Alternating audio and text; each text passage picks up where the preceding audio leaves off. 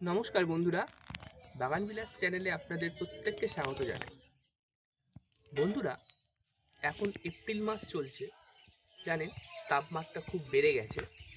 তো গরমকাল এবার চলে এলো। তো এই গরমেতে আপনার বাগানের বাগান বিলাসকে কিভাবে আপনি যত্ন নেবেন সেই নিয়েই আজকে ভিডিওটা।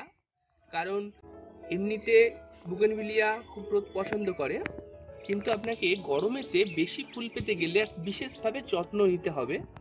সেটা নিয়েই আজকের এই ভিডিওটা, তো দেখতে থাকুন। তো প্রথমে যেটা বলবো সেটা হচ্ছে বুগেনভিলিয়া গাছে প্রচুর রোদ লাগে, আপনারা জানেন। কম করে 8 ঘন্টা ফুল সানলাইটে যদি থাকে তাহলে গাছে এমনিতেই প্রচুর ফুল হবে। তো আপনাকে অবশ্যই লক্ষ্য রাখতে হবে আপনার গাছ যাতে ফুল সানলাইটে অন্তত 8 ঘন্টা থাকে। এরপর যে ব্যাপারটা সেটা হচ্ছে আপনার জল জল কখন দেবেন এবং এই গরমেতে কখন আপনি জল দেবেন, কতটা পরিমাণে দেবেন, সেটাও একটা বিষয়।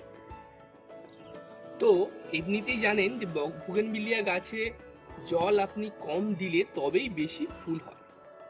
কারণ আপনারা দেখে থাকবেন রাস্তার ধারে যেসব বুগেনভিলিয়া থাকে তাতে কিন্তু জল দেওয়ার কেউ থাকে না, কিন্তু যখন একটা বৃষ্টি পায় তারপরেই দেখবেন প্রচুর ফুল দিয়ে দেয়। তো সেই টেকনিকটাই আমরা ব্যবহার করব বেশি ফুল নেবার জন্য।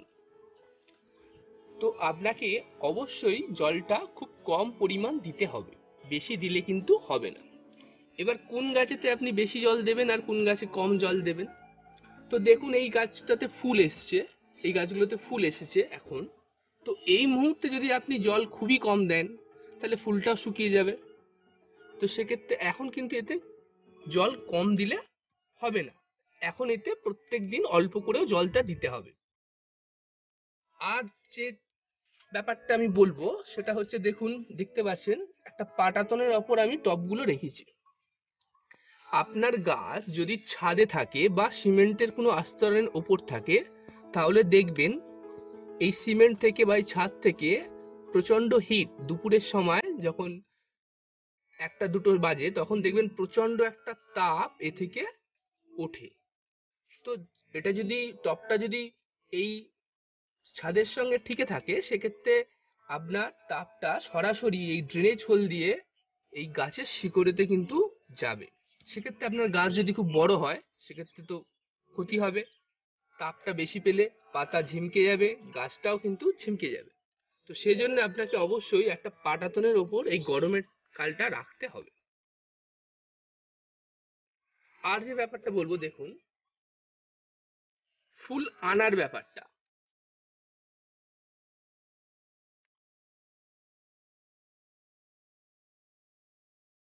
দেখুন এই গাছটাতে দেখুন এখনো ফুল আসেনি। তো এর ক্ষেত্রে আপনি কিন্তু বেশি জল দিলে হবে না। আপনি যদি ফুল চান সেক্ষেত্রে একে খুব কম অল্প পরিমাণ জল দিতে হবে। আপনি দেখবেন মাটি যদি একেবারে শুকিয়ে যায়, পাতা যদি একটু ঝিম মেরে যায়, ঝিমকে যায়, তখনই একমাত্র জল দেবেন এবং জলটা কিন্তু বেশি দেবেন না। সারভাইভ করার জন্য যতটুকু জল লাগবে ঠিক ততটুকু দেবেন। কোন সময়ে জলটা দিলে ভালো, কোন সময় আপনি জলটা দেবেন, আপনি সবসময় চেষ্টা করবেন আর্লি মর্নিংয়ে এই বুগেনভিলিয়া গাছে জল দিতে।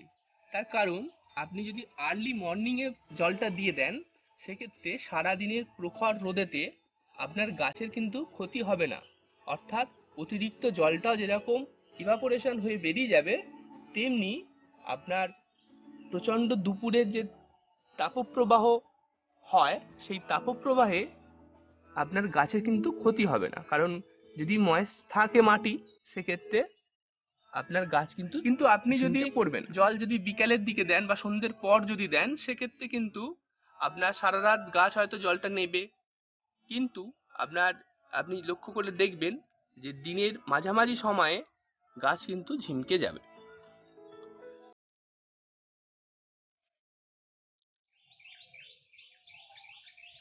এই গরমকালে আপনি বুগেনভিলিয়াতে কি খাবার দেবেন সেটাও কিন্তু গুরুত্বপূর্ণ, কারণ এখনই গ্রোথ টাইম, গ্রোথ পিরিয়ড চলছে, গাছটা প্রচুর বৃদ্ধি পাচ্ছে। তো এটা বর্ষা পর্যন্ত থাকবে। তো এই সময় আপনাকে ভালো খাবার দিতে হবে। কিন্তু আপনি যদি সলিড খাবার অর্থাৎ সার যদি সরাসরি গাছের গোড়ায় দেন, সেক্ষেত্রে কিন্তু আপনার গাছের ক্ষতি হয়ে যেতে পারে। তা অবশ্যই আপনি চেষ্টা করবেন লিকুইড ফার্টিলাইজার দিতে। তো লিকুইড ফার্টিলাইজার তৈরি করার জন্য আপনাকে যেটা করতে হবে, এনপিকে এনপিকে আপনি 10-26-26 বা আপনি 19-90-90 নেবেন, যেটা 5 লিটার জলে 2 চামচ নেবেন। এনপিকে পটাশিয়াম, যেটা ফুল দেওয়ার খুব প্রয়োজনীয় সার, সেই পটাশিয়াম দেবেন আপনি 2 চামচ। আর ডিএপি দেবেন আপনি হাফ টিস্পুন অর্থাৎ হাফ চামচ দেবেন। দিয়ে ভালো করে মিশ্রণটি তৈরি করবেন এবং তারপর সেটা গাছেতে দেবেন। এটা আপনি 15 দিন ছাড়া দেবেন গাছের ক্ষেত্রে। আর আপনি যেটা দেবেন সেটা হচ্ছে জৈব সার হিসাবে এই খোল পচা এবং এর সাথে ভাতের মাড়, এটা দুটোর পচার মিশ্রণ। আপনি এটা সপ্তাহে একবার ব্যবহার করবেন এবং খুব অল্প পরিমাণ। দেখুন আমি খুব কম পরিমাণ নিয়েছি, অর্থাৎ শীতের ক্ষেত্রে গাছগুলোতে আপনি যত বেশি পরিমাণে সার দিতেন, এই গরমেতে আপনি সেটা পরিমাণটা কমিয়ে দেবেন। তো এই কম পরিমাণ সার কিন্তু এতে দেবেন। আর আপনি ম্যাগনেসিয়াম সালফেট ব্যবহার অবশ্যই করবেন মাসে একবার। আপনি 5 লিটার জলে 1 টিস্পুন দিয়ে সেটা আপনি এই গাছের ক্ষেত্রে ব্যবহার করবেন।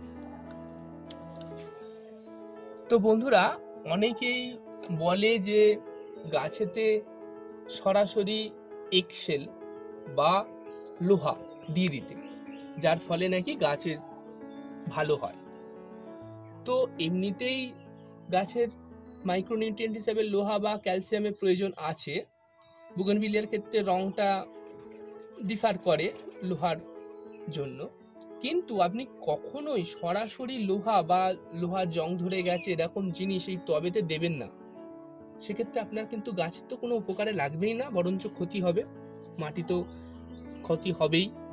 কারণ গাছ কেবলমাত্র ওয়াটার সলিউবল খাবারই কিন্তু তার রুটের মাধ্যমে নিতে পারে, ওরকম আপনি সরাসরি দিয়ে দিলে কিন্তু হবে না। আমাদেরও শরীরে লোহার প্রয়োজনীয়তা আছে, তা বলে আমরা লোহার টুকরো কিন্তু খেয়ে নিই না। তো সেক্ষেত্রে আপনি ব্যবহার করতে পারেন যে কোনো মাইক্রোনিউট্রিয়েন্ট, যে কোনো কোম্পানি, এর মধ্যে সব কম্পোনেন্ট খুব অল্প পরিমাণে আছে, সেটা আপনি 2 মাস ছাড়া ব্যবহার করতে পারেন।